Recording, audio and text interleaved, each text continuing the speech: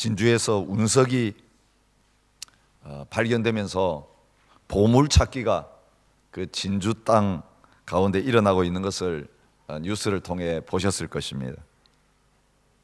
비닐하우스 한가운데 떨어진 그 돌멩이 하나가 값을 매기기 어려운 그런 고귀한 운석이라고 하는 게 밝혀지고 나니까 많은 사람들이 그 진주 땅에 모여 들어가지고 어떤 사람들은 자석을 들고 돌들을 이렇게 다 체크하면서 이게 운석이 아닌가 찾아 부산하게 움직이는 그런 모습들을 볼 수 있었습니다. 조금 떨어진 그 다른 지역에서는 저수지 옆에서 돌무더기를 잔뜩 가지고 와가지고 이게 운석인지 아닌지 확인해 달라고 했는데 사실은 운석이 아니라 그냥 돌덩어리였다. 그런 결과가 발표되기도 했고, 최근에는 4번째 운석을 발견한 행운 좋은 사나이가 또 뉴스에 등장했습니다. 지나가다가 차 세워놓고 길 물려고 하는데 도랑에 뭔가 큰 돌덩이 이상한 게 하나 있어서 그걸 가지고 가서 감정을 했더니 지금까지 발견된 운석 중에는 가장 큰 운석이었다. 사실 돌덩어리 하나 발견해가지고 횡재한, 사실은 아직 돈을 받지는 못했지만 그 운석의 가치가 얼마인지 아직 매겨지지 않았기 때문에 큰 기대감을 가지고 기다리고 있는 그런 모습을 볼 수 있었습니다.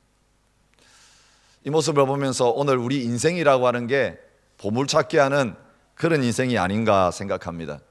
이 호주까지 와서 때때로 땀 흘리면서 천대받아가면서 고생하는 이유 중에 하나도 뭔가 내 인생에 대박을 터뜨릴 수 있는 그런 보물을 발견하기만 하면 내 인생도 피어질 수 있다.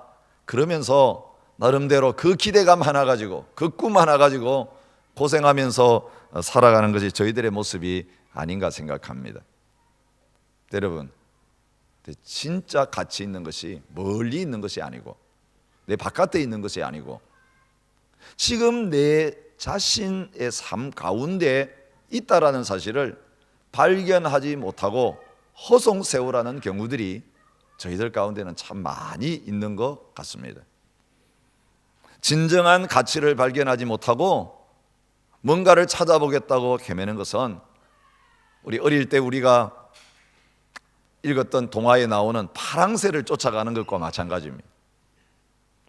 아니면 한 소년이 무지개를 보고 그 무지개를 잡겠다고 계속해서 달려가는 것과 마찬가지입니다. 가도 잡히지 않습니다. 한평생을 다 해성해도 아무것도 잡지 못한 채 이건 원래부터 없는 거였어, 속은 인생을 살았다, 그렇게 허물을 고백하면서 인생을 끝맺는 사람들이 참 많이 있습니다. 오늘 하나님께서는 이 보물 찾는 이야기를 성경 말씀에 소개해 주고 있습니다. 두 사람의 이야기죠. 한 사람은 농부고 한 사람은 진주를 찾아다니는 장사꾼입니다. 농부는 원래 찾으려고 했던 사람이 아닙니다. 그냥 밭 갈다가 덜커덕 하는 소리가 나서 파보니까 그 밭 안에 진주가 그 아름다운 보배가 있습니다. 자기 밭도 아닙니다. 아마 남의 밭에 가서 일하는 소장농이었을 것입니다. 근데 중요한 것은 그저 우연히 발견하려고 쫓아다닌 것도 아닌데 이 사람은 너무 소중한 것을 발견했다는 것입니다. 이거 발견한 다음부터 그의 인생이 완전히 달라졌습니다. 그가 하는 일이 완전히 달라졌습니다. 그는 더 이상 이제부터 쟁기를 잡고 남의 밭 가는 그런 자리에 있지 않아서 그것 다 팽개치고 그 다음부터 그의 인생의 유일한 가치는 어떻게 하면 이 밭 내 밭으로 만드느냐.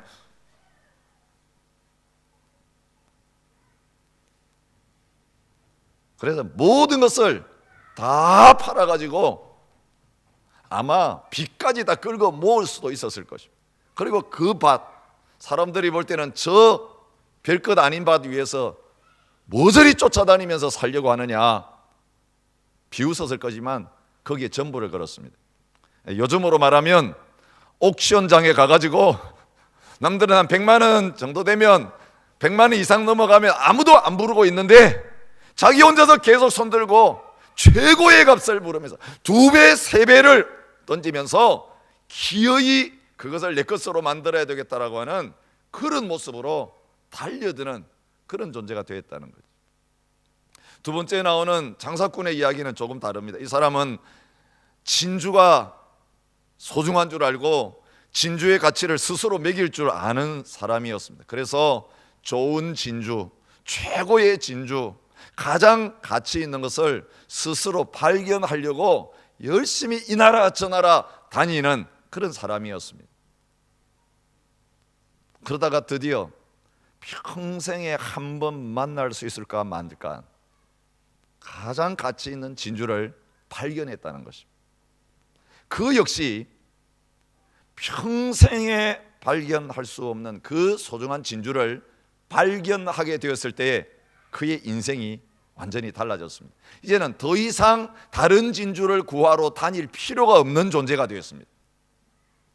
다른 나라에 여행할 필요가 없었습니다. 더 많은 진주 내가 가져야 되겠다, 그것도 필요 없었습니다. 여러분, 진정한 가치를 발견하면요 다른 게 필요 없게 됩니다. 이거 하나면 만족합니다라고 하는 그 자리에 서게 됩니다. 그래서 그는 그동안 모았던 진주 다 팔아가지고 그 하나의 진주를 사는 그 일들에 매진하고 있는 것을 볼 수 있습니다.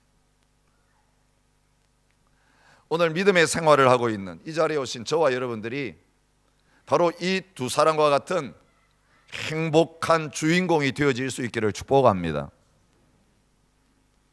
뭔가 행복이 다른 데 있을 것이라고 생각하면서 여기 쫓아다니고 저기 쫓아다니고 이 일 하다가 저 일 하다가 이 사람 만났다가 저 사람 만났다가 뭔가를 자꾸 바꾸면서 더 나은 것이 있겠지, 더 좋은 것이 있겠지 방황하고 찾아다니는 인생이 아니라 가장 소중한 가치가 무엇인지를 제대로 발견하고 그걸 내 것으로 얻기 위해서 바른 대가를 거기에 지불함으로 말미암아 내 것으로 소유하는 그런 믿음의 사람들이 되실 수 있기를 바랍니다.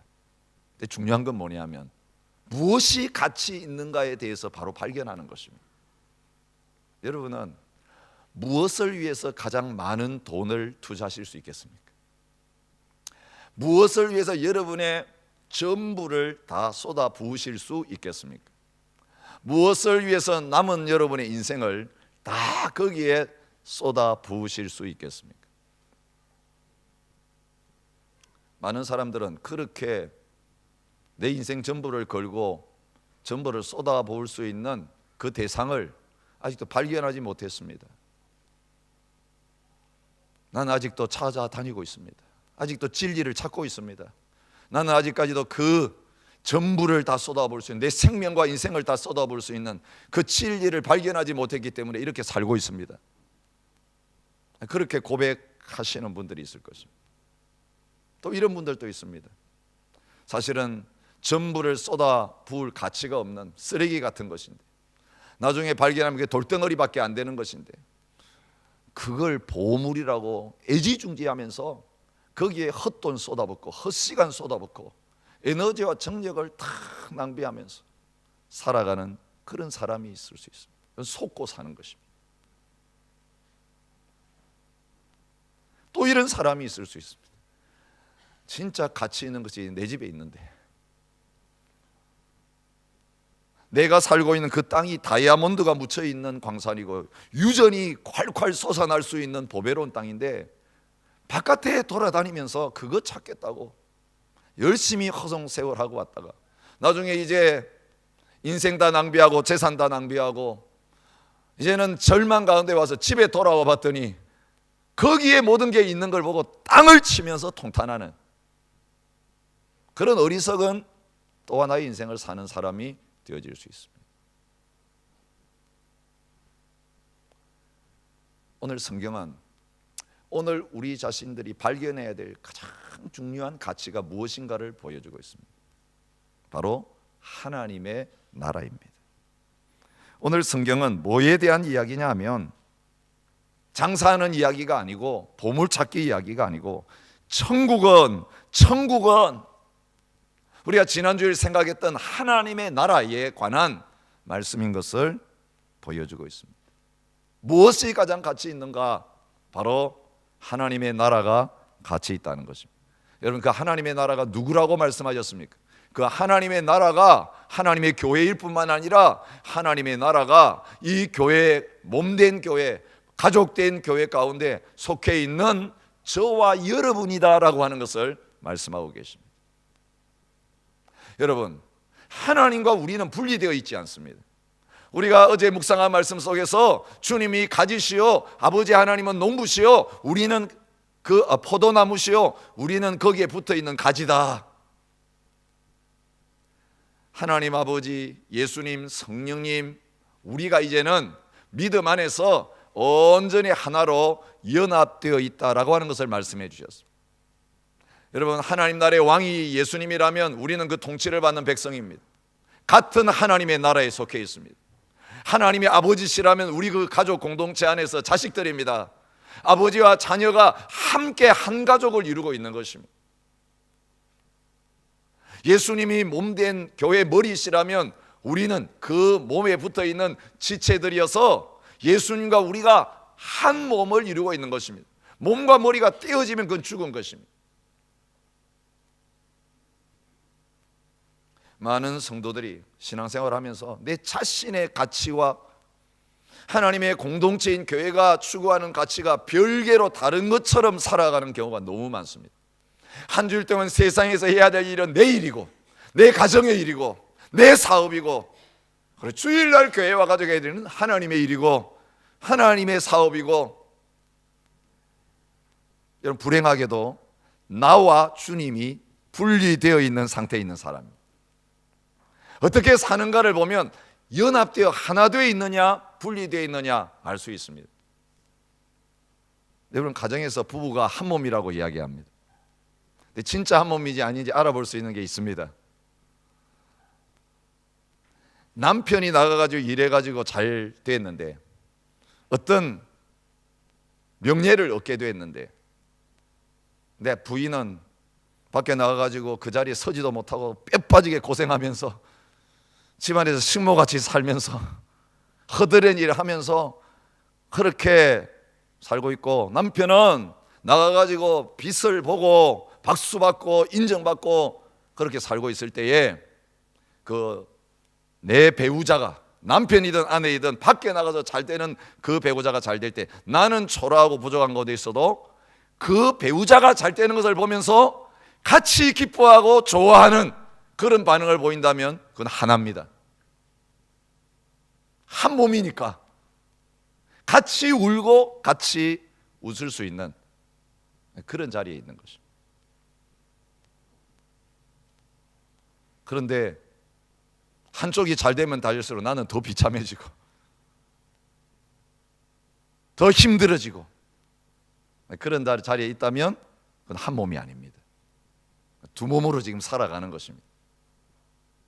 한 지붕 아래 살지만 한 가족이 아니라 두 가족이나 두 가족으로서의 삶을 사는 것일 수 있습니다.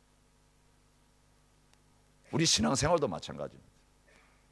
예수님이 높임을 받으시고 하나님의 교회가 영광을 얻게 되고 잘 되어져 가고, 우리 자신은 그것 때문에 고난을 받고 어려움을 당해도 그 주님이 영광을 받으시고 하나님의 이름이 높임을 받으시고 하나님의 뜻이 이루어지고 주의 몸된 교회가 건강하게 잘 되어지는 그것을 진정으로 기뻐하고 감사하고 살아갈 수 있다면 우리는 주님과 같은 공동 운명을 가지고 있는 그 자리에 서 있는 사람입니다.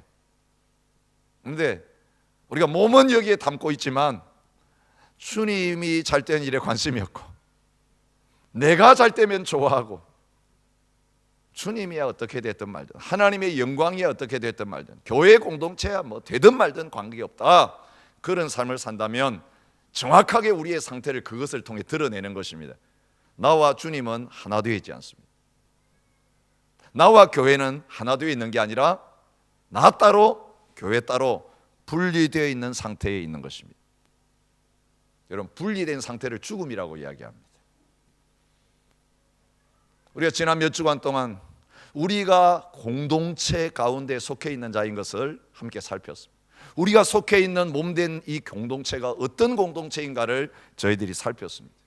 이제는 우리가 뗄래야 뗄 수 없는 그 안에 들어가서 한 가족이 되어 있고 한 몸이 되어 있는,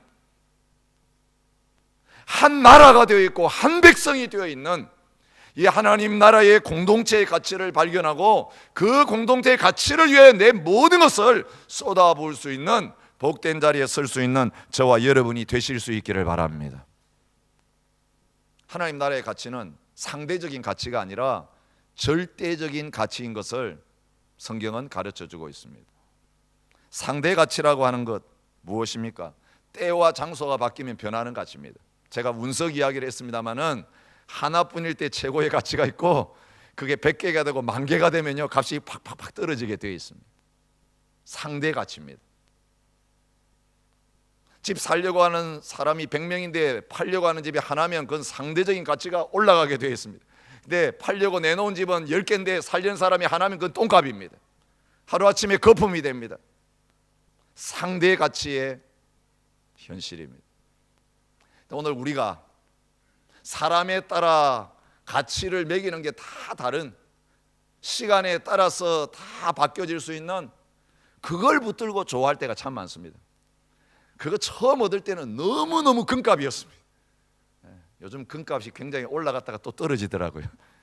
금값이라는 게요 똥값이 될 수도 있다는 거 아셔야 돼요. 요즘 인터넷에서 유통되는 비트코인이라는 화폐하고 똑같습니다.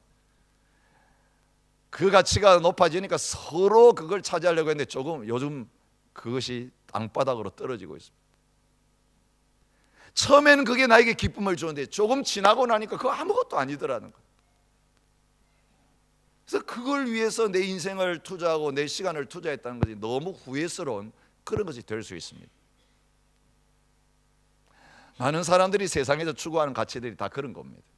얻을 때는 즐거웠는데 조금 지나면 다 내려놓아야 됩니다.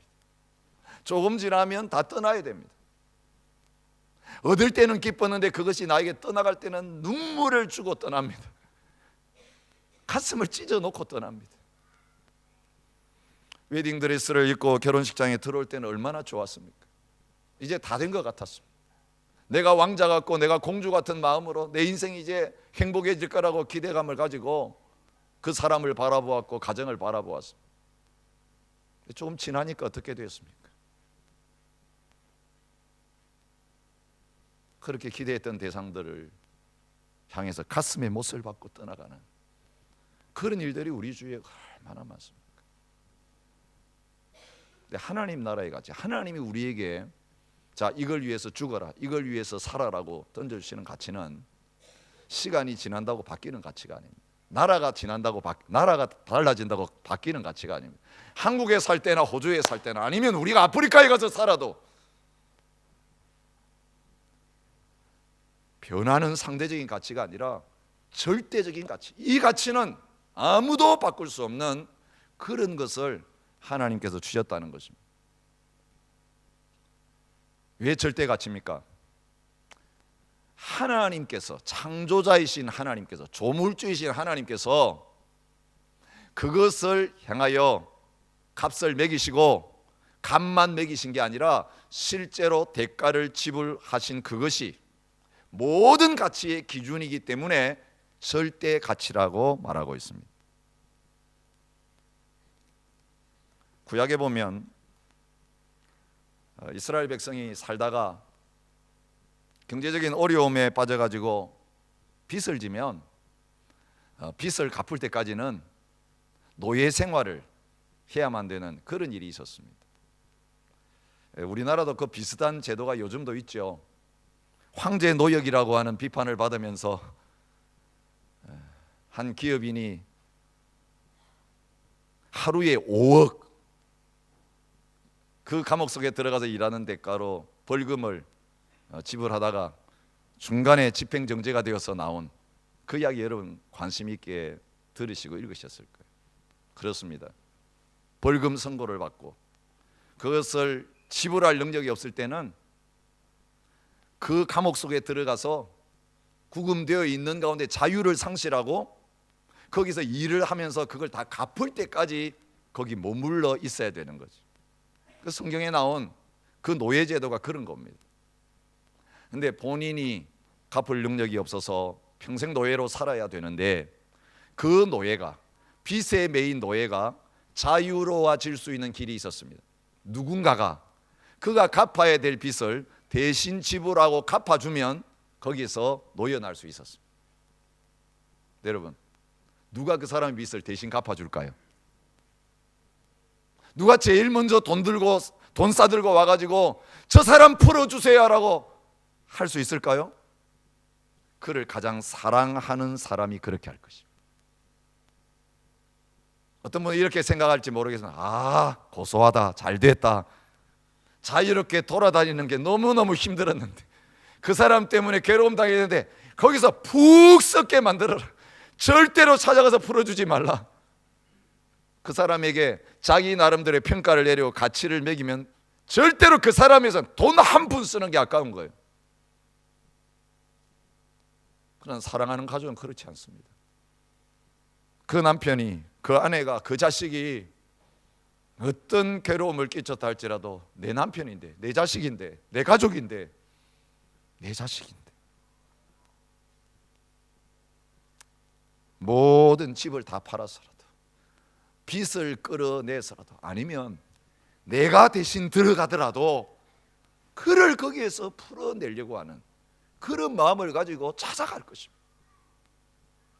그렇게 대신 갚아주고 풀어주는 것을 성경에서 쓰는 단어로 속량이다, 구속이다, 대속이다 라고 하는 그런 단어를 사용하고 있습니다. 근데 노예한 사람 풀어내는데 그 사람 빚만 갚으면 풀어낼 수 있지만, 사실 한 사람의 생명의 가치가 얼마가 되는가, 거기에 대해서 성경이 말하고 있습니다. 시편 49편 8절에 보니까 사람의 생명을 속량하는 값은 너무 엄청나서 아무도 그 돈을 마련할 수 없다, 그렇게 말합니다.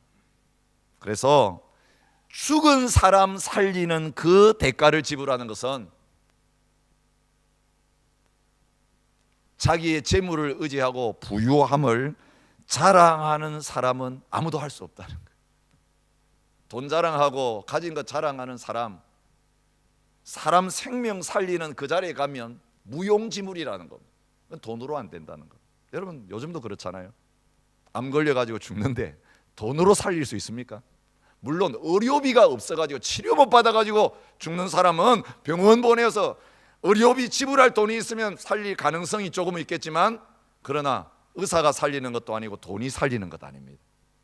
그렇게 많은 돈을 쏟아부었어도, 오랫동안 치료했어도 그 한 사람 살리고 죽이는 것은 돈에 달려있는 거 아니고 의술에 달려있는 거 아닌 것을 우리가 너무 잘 알고 있습니다.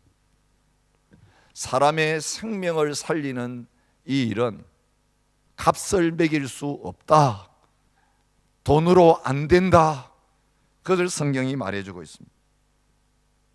근데 하나님은 사실 가치 없는 존재, 죽어야 될 존재, 죄지어서 하나님 앞에 버림받아야 될 이 존재, 모든 세상 사람들이 잘 죽었다, 모든 세상 사람들이 죄값을 받는 게 마땅하다라고 그렇게 버리는 존재들을 향하여서 충격적인 일을 행하셨는데, 길거리에 내버려진 돌멩이 하나, 건축에도 쓸모가 없어가지고 반듯반듯한 돌만 사실 건축에 쓰는 거지, 재질이 너무 약하고 삐뚤삐뚤하고 그런 돌들은 건축에 쓰려 가져왔다가도 쓸모가 없으니까 길바닥에 버려서 사람들 지나가는데 발에나 걸리는 그런 존재와 마찬가지가 될 수밖에 없는데, 그런 가치 없는, 세상 사람들이 볼 때는 이건 가치 없는 존재라고 버림당한 저와 여러분들을 위해서 너무나 비싼 대가를 지불하시고 우리를 자유케 하시고 우리를 해방시키시고 우리를 하나님의 가족으로 다시 받아주시고 하나님 나라의 백성으로 되찾아오시는 그런 일을 행하셨다라고 말하고 있습니다. 성경이 우리 믿는 사람들을 향하여 표현하고 있는 단어가 있습니다. 너희는 너희 자신의 것이 아니라 값으로 산 것이 되었다라고 하는 단어입니다. 너희는 값을 주고 산 존재들이다. 특별히 고린도전서 6장 7장에 이런 표현이 나옵니다. 도대체 하나님께서 우리들을 값 주고 사셨다고? 아니 도대체 우리가 얼마나 가치 있기에 대가를 지불하셨는가? 그런 의문을 가지게 됩니다. 여기에 대한 설명이 말씀 속에 나와 있습니다. 사도행전 20장 28절에 보면 바울은 에베소 교회 장로들에게 마지막 고별 설교를 하면서 교회 잘 섬겨라, 성도들 잘 돌봐라 그렇게 부탁하면서 제가 여러분들에게 맡기고 가는 이 사람들, 이 교회 어떤 존재인지 아십니까? 라고 하면서 이렇게 표현합니다. 하나님이 자기 피로 사신 교회를 보살피게 하셨습니다. 하나님이 자기 피로 사신 교회라고 말하고 있습니다. 이 피는 생명을 가르칩니다. 자기 목숨의 대가를 지불하고 대신 살리셔서 사셨다, 그런 뜻이 피로 값주고 사신 교회라는 이 단어 속에 들어있습니다. 에베소 5장 25절은 이런 표현이 나옵니다. 그리스도께서 교회를 사랑하시고 그 교회를 위하여 자신을 주셨다, 그렇게 말하고 있습니다. 십자가에서 자기 목숨 내놓고 몸값을 지불하시고 갇혀있는 자, 죄악에 매여있는 저와 여러분들을 자유롭게 해주셨다. 여러분, 저와 여러분이 주님의 몸된 교회 된 것은 예수님께서, 하나님께서 생명을 지불하시고 자기 전부를 지불하시고 우리를 사셨기 때문에 그런 자리에 서게 되었다는 것을 보여주고 있습니다. 여러분, 그 물건을 향하여 얼마가 지불되었는가, 그 값입니다. 저와 여러분의 가치, 몸된 교회 공동체의 가치, 하나님 나라의 가치는 무엇입니까? 거기에 어떤 사람들이 모여있는가 그거 가지고 가격 매기는 거 아닙니다. 몇 명 모였느냐, 그 모인 사람들이 부자냐 가난하냐, 똑똑한 사람이냐 못 배운 사람이냐, 외국인이냐 아니면 여기 본토 사람이냐, 피부 색깔이 어떠냐. 여러분, 우리의 가치는 우리들이 가지고 있는 가치를 합산해 가지고 매기는 게 아니라는 겁니다. 많은 분들이 착각합니다. 교회 와가지고 사람 보면서 아, 저 사람 있네, 이 사람 있네, 괜찮네, 우리 나름대로 사람 보고 가치 매기고 떠나가고 또 거기에 들어오고 그럴 때가 참 많습니다. 여러분, 제대로 가치 매기는 거 아닙니다. 진정한 가치는 어디에 있습니까? 두세 사람이 모여도 거기에 주님이 함께 계신다. 거기 계시는 하나님 때문에, 우리를 값주고 사신 그 예수 그리스도 때문에 저와 여러분들에게 무한한 가치가 매겨져 있고, 주님의 몸된 교회는 그렇기 때문에 우리 한 사람 한 사람 같이 모아봐야 얼마 되지 않지만 우리를 값주고 사신 하나님의 은혜와 사랑 안에서 우리는 이 세상의 어떤 것과 비교할 수 없는 소중한 존재들이요, 가치 있는 존재라고 말씀하고 계시는 것입니다. 여러분, 이걸 믿음으로 받아들이시기를 축복합니다. 이게 제대로 받아들여지면 신앙생활이 달라집니다. 인생 사는 모습이 달라집니다. 우울하게 살지 않습니다. 돈 없다고 기죽지 않습니다. 못 배웠다고 기죽지 않습니다. 병 들었다고 기죽지 않습니다. 나이 들었다고 기죽지 않습니다. 내 어떤 세상의 상황과 상관없이 나는 소중한 존재, 나는 절대적인 가치를 가진 존재, 교만하지도 않고 낭망하지도 아니하고, 좀 가졌다고 우쭐대는 것도 아니고 없다고 비참해지는 것도 아니고, 내 상황과 상관없이, 조건과 상관없이 내 자신은 하나님 앞에서 절대 가치를 지닌 존재다, 그 확신을 가지고 살아가게 되는 것입니다. 여러분, 귀하다고 생각하면 거기에 투자하게 되어 있습니다. 아낌없이 투자합니다. 그게 아깝지 않습니다. 더 투자해야 된다고 생각합니다. 더 모자란다고 생각합니다. 오늘 귀한 가치를 바로 발견했을 때, 하나님 나라를 발견했을 때 어떻게 합당한 대가를 지불하며 사는가, 그 모습을 성경을 통해 보여주고 있습니다. 자기의 소유를 다 팔아 그 밭을 사느니라. 자기의 소유를 다 팔아 그 진주를 사느니라. 대상은 다르지만 똑같은 모습이 여기 나오는 거 아시죠? 부분적인 것 가지고 투자하는 인생 살지 않았다는 거예요. 전부를 거는 인생을 살았다는 거예요. 여러분의 신앙생활이, 여러분의 교회 생활이, 여러분 인생 하루하루를 살아가는 것이, 사업하는 것이든 가정생활하는 것이든 여러분 그게 소중하기 때문에 우리 전부를 걸면서 그것을 끝까지 해낼 수 있는 그런 삶을 살아가시는 저와 여러분 되시기를 바랍니다. 하루 하다가 안 되면 그만둘 사람처럼 사지 마십시오. 좀 해보다가 안 되면 포기할 사람처럼 하지 마십시오. 하나님이 저와 여러분에게 하라고 맡겨주신 그 대상은 절대적인 가치를 가진 대상이기 때문에 거긴 전부를 걸어야만 거기에서 행복을 느낄 수 있게 만들어 놓으셨습니다. 존 포스터라고 하는 참 의미 있는 말을 남긴 걸 보았습니다. 진정한 즐거움은 그대가 즐기기 전에 그 대가를 이미 지불한 것이요, 거짓된 즐거움은 즐기고 난 후에 쓰라린 대가를 지불하는 것이다. 여러분, 바른데 대가를 지불했으면요 그 대가를 지불하면서 기뻐요. 즐기기 전에 벌써 내가 대가를 지불할 만한 이런 대상이 있는 걸 보면서 막 주면서 쏟아부으면서 좋아하는 거예요. 내가 뭘 얻느냐 거기에 대해 관심이 없어요. 그건 제대로 대가를 지불할 대상을 발견하고 사는 사람의 모습입니다. 그러나 잘못된 대가를 지불하는 사람은 실컷 즐기면서 이게 좋은 줄 알았는데 나중에 보면 쓸데없는 데 시간 보내고 쓸데없는 데 투자하고 쓸데없는 데 낭비했구나, 쓰라린 대가를 지불하는, 통탄하는 그런 자리에 있게 된다는 거죠.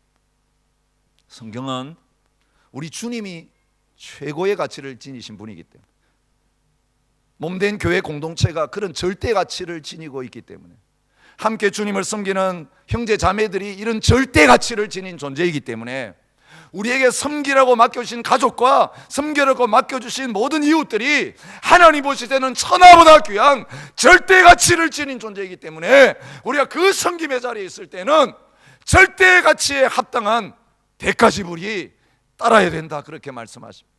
그게 뭡니까? 모든 소유를 다 거기에 쏟아붓는 그런 삶을 살라고 말씀하십니다. 내가 온전하고자 할진대 가서 내 소유를 팔아서 가난한 자들에게 주라, 영생을 얻기를 원하며 주님 찾아온 부자 청년에게 주님이 했던 대답입니다.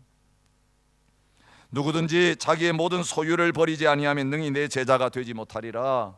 자기를 따르려고 하는 사람들에게 주님이 하신 말씀입니다. 이게 가능했습니까? 예, 가능했습니다. 예수님을 제대로 만난 사람, 하나님의 은혜를 제대로 경험한 하나님의 백성들, 초대교회 현장 속에서 그런 삶을 살았습니다. 사도행전 2장 44절 45절에 보면 믿는 사람이 다 함께 있어 모든 물건을 서로 통용하고, 여기 모든이라고 하는 단어를 주목하십시오. 또 재산과 소유를 팔아 각 사람의 필요를 따라 나눠주며 그렇게 말하고 있습니다. 사도행전 4장 32절에는 믿는 무리가 한 마음과 한 뜻이 되어 모든 물건을 서로 여기도 모든이라는 단어가 나옵니다. 자기 재물을 조금이라도 자기 것이라 하는 이가 하나도 없더라, 그렇게 말하고 있습니다. 이게 여러분, 하나님 나라 가치를 발견한 사람들이 내 것 너 것 서로 많이 가지려고 금그어 놓고 차지하려고 하는 이 살벌한 세상 한가운데서 살아가는 삶의 모습입니다. 사랑의 교회 금융인 선교회 회장으로 섬기시는 강팔용 씨의 이야기가 신문에 난 걸 보았습니다. 이분 금융기관에 오래 일하면서 레버리지 투자, 잘 아시죠? 빚내 가지고 투자하는, 내 돈 가지고 돈 버는 게 아니라 사실은 남의 돈 빌려와 가지고 돈 버는 이런 삶을 살았던 분입니다. 근데 2009년에 이분의 인생에 변화가 왔습니다. 성경적인 재정 교육 받는 기회가 있어서 받는 가운데 그리스도인으로서 돈 어떻게 쓰며 살아야 되는가 확실한 원리를 발견했습니다. 그래서 그때부터 그가 중단한 게 빚내 가지고 사는 삶을 중단했습니다. 빚을 다 갚아버렸습니다. 남의 것 가지고, 남의 돈 빌려 가지고 내가 돈 벌 수 없다. 빚을 청산했습니다. 훨씬 생활이 어려워졌습니다. 그리고 나서 두 번째로 한 게, 나는 청직인데 내게 아무것도 없는 사람인데, 그래서 통장을 쪼개었습니다.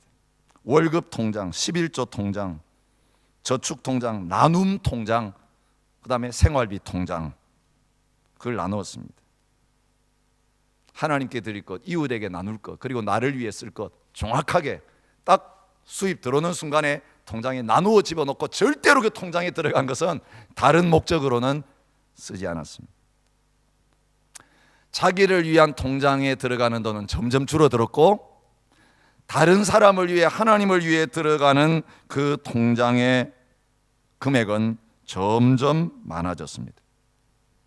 여러분, 그렇게 살면 빚에 쪼달릴 것 같은데 빚은 다시 지지 않는 그런 가운데 있었습니다.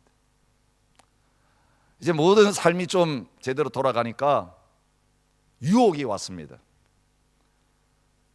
그 돈이 자기 거라는 생각이 자꾸 드는 거예요. 나는 청직인데. 그래서 이분이 한 일이 있었습니다. 1년 전부터 지갑 안에다가 명함 꽂는 그 꽂이에다가 하나님의 것 이렇게 써붙여가지고 그게 꽂아놨습니다. 돈을 지불하려고 하면서 지갑 딱 펼 때마다 하나님의 것 이 단어가 보입니다. 내가 뭔가 하려고 쓰다가 하나님의 것 하니까 이게 이거 하나님의 뜻이 맞나 안 맞나, 지불하려고 했던 거 잘못했으면 다시 집어넣었습니다. 하나님의 것인데 하나님의 뜻대로만 써야지. 그러면서 고백합니다. 나는 하나님의 가진 것을 관리하는 관리인에 불과합니다.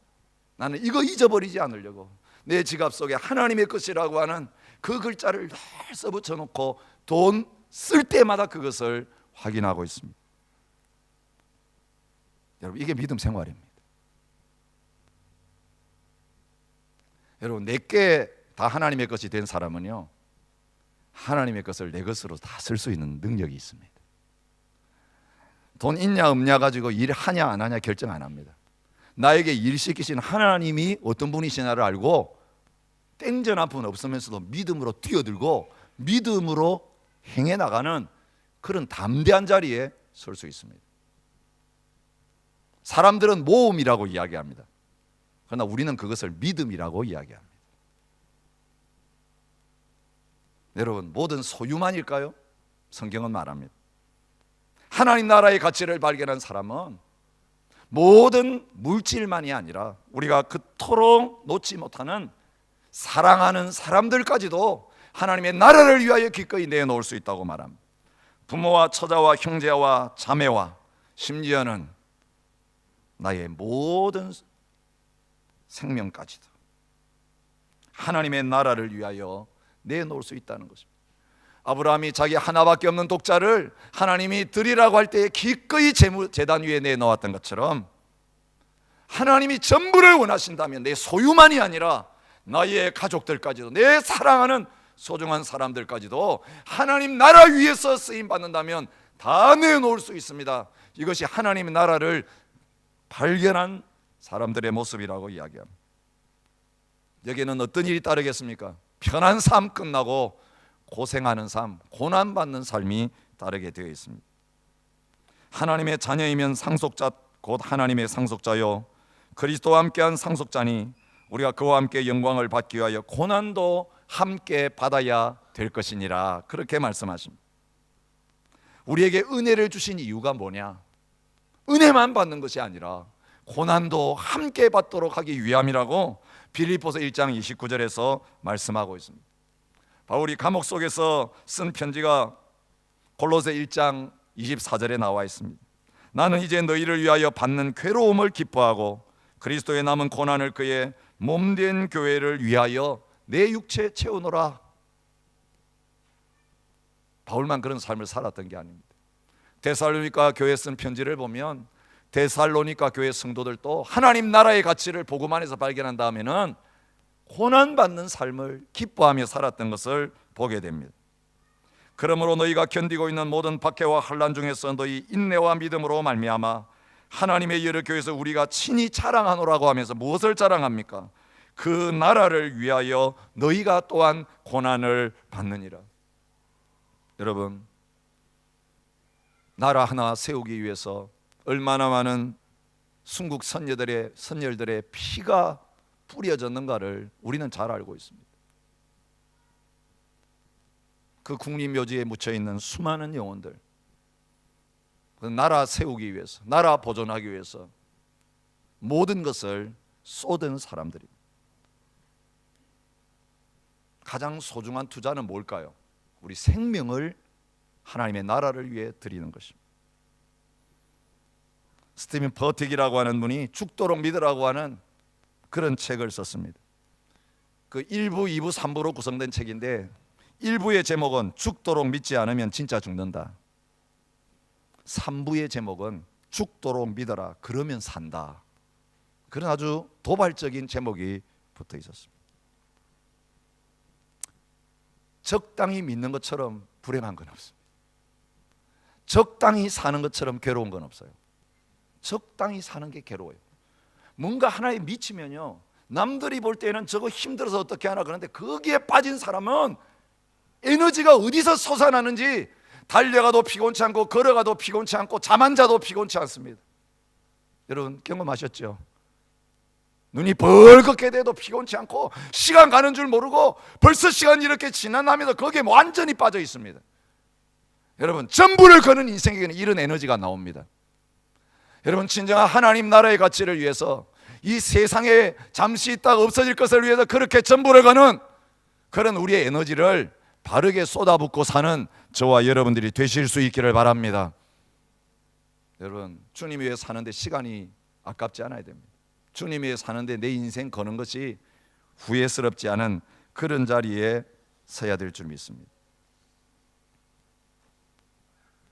그러면 어디서 시작해야 됩니까? 너무 큽니다, 목사님. 전부를 어떻게 다 드립니까? 여러분, 아주 작은 거기서부터 시작해서 우리 하나님의 나라를 위해서 대가를 지불하는 이런 삶이 시작되어야 된다는 것을 성경이 가르쳐주고 있습니다. 이 하나님 나라 비유를 말하고 있는 마태복음 13장의 조금 앞에 부분에 이런 말씀이 나와 있습니다. 천국은 마치 사람이 자기 밭에 갖다 심은 겨자씨 한 알 같으니, 그렇게 말합니다. 보이지도 않는 작은 씨 같지만 심었는데, 이 작은 걸 심었는데 나중에는 큰 나무가 되어서 자라는 모습을 가르쳐주고 있습니다. 여러분, 하나님의 나라 많이 있다고 잘 되는 거 아닙니다. 과부의 2렙돈 동전 2푼을 주님께서 얼마나 귀하게 보셨는지 모릅니다. 어린아이가 주님의 손에 갖다 올려드린 보리떡 5개, 물고기 2마리, 주님이 얼마나 귀하게 받으셔서 사람들 먹이는데 쓰였는지 모릅니다. 큰 돈 가지고 시작하지 않았습니다. 큰 물질 가지고, 많은 것 가지고 시작하지 않았습니다. 지극히 작은 사람, 지극히 작은 물건, 지극히 작은 믿음, 거기서 시작했습니다.